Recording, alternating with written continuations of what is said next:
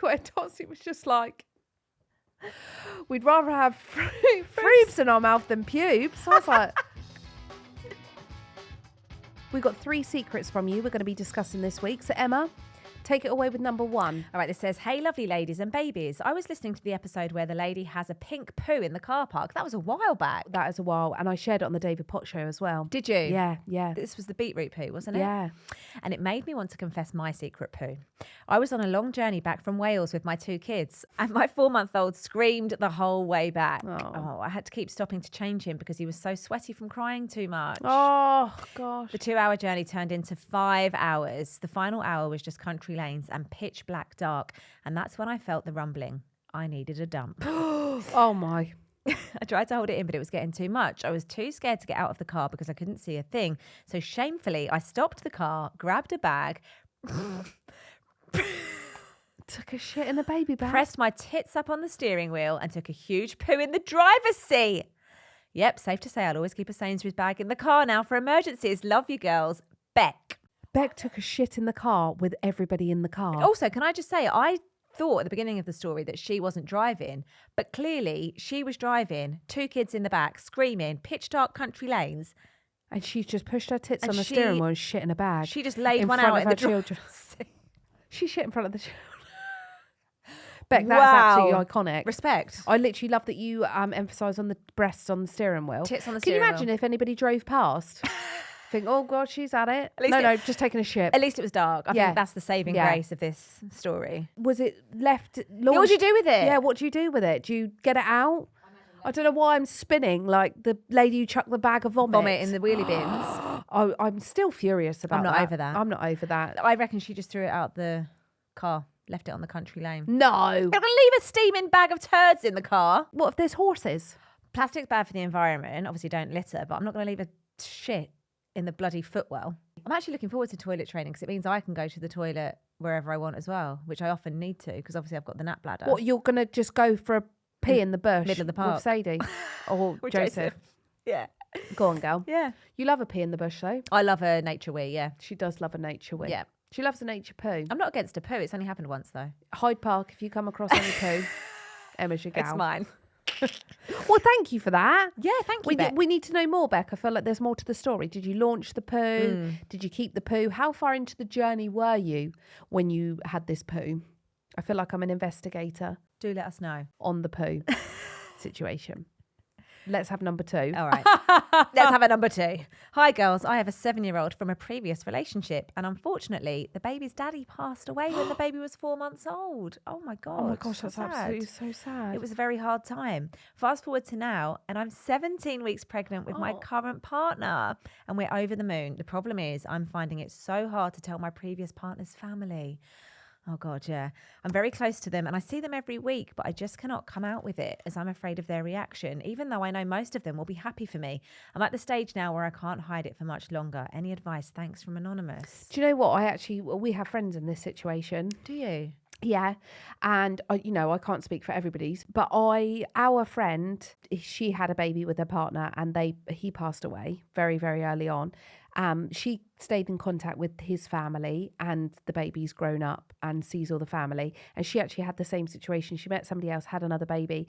And now they still see her with the new baby. With the new baby because her new partner doesn't have any family. Oh. So they took on her as well and they see her as well. Oh, that's which I think is really lovely. So she's grown up with grandparents, but they're of her previous partner. And that's lovely that the current partner is like cool with that as well. So that's like the best case scenario. Because at the end of the day, I just think is like I always truly believe that it takes a lot to be a mother. It takes a lot to be a father. I mean, you can donate an egg, you can donate sperm.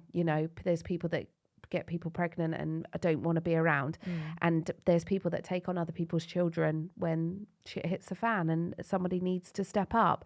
And I feel like it's that person that steps up to just step in and be the best version, knowing full well that they're not by blood, but they made the right choice, you know? I think you have to trust yourself. I think you have to trust your gut and know that you've had one baby with somebody that's unfortunately not here anymore, but you've chosen somebody else to share your life with.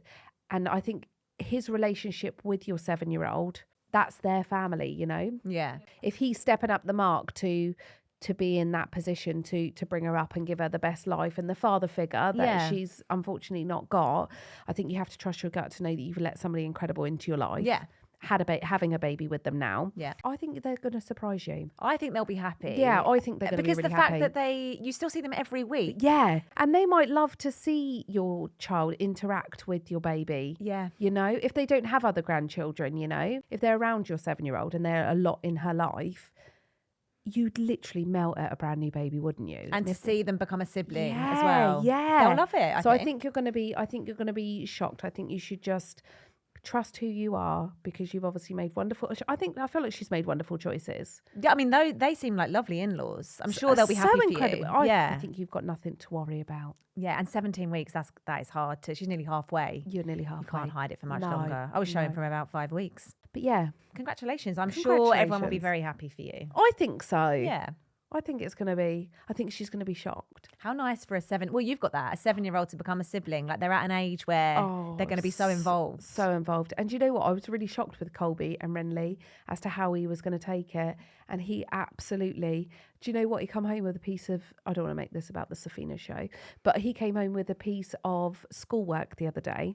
And it said, what is your most loveliest memory to date? He said the birth of his baby brother. Oh, don't. But then I felt even more sad because Dots went, what about when I was born? Bitches. And I was like, oh, don't worry, Dots. And then she did get really upset. Do you know what? That's classic middle child. They just get forgotten about. No. There's no way you can forget Dot. No. My sister always says that. She's like, middle child syndrome. No one cares about me. Everyone loves the eldest and the youngest. No one cares about the little child. Well, good luck, Anonymous. And let us know how it goes. Please let us know how you get on. If you do say. There's like lovely cards that you can get. Can't you? We were talking about this a couple of weeks ago about how to let people know, weren't we? Even though you're not the biological grandparents, I feel like there's lovely cards that give like a twist on it, just to say that you'd love them to be around, to be involved. Yeah, not obviously you'd have to discuss it with your other partner, but to just, because they're so involved with your 7-year-old, once a week is huge. To just be like, oh, there's a new bundle of joy coming. And also what you want to do is make sure you're letting them know before the 7-year-old knows.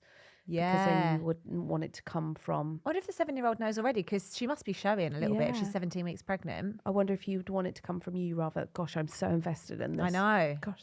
Send updates, please. Right. Should we have the last one? Yeah. This one says, hi, girls. The old lady garden was looking a tad out of control. Okay, straight in there.